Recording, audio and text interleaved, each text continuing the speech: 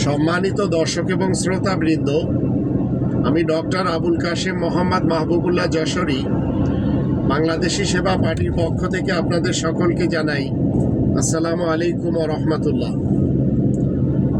আমি সেনাপ্রধান জেনারেল ওয়াক্কারুজ্জামান স্যারকে বলবো, মনে রাখবেন, যদি আপনারা পিটানি না দিতে পারেন তাহলে এদেশে কখনো পরিবর্তন আসবে না।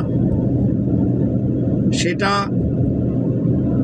24 জুলাই আগস্টে প্রমাণ হয়ে গেছে।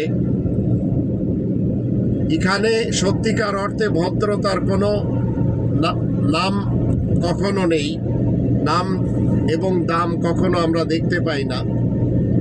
তাই দুর্নীতিবাজদেরকে ধরে ধরে পিটান, দেখবেন দেশটা অনেক ঠিক হয়ে গেছে।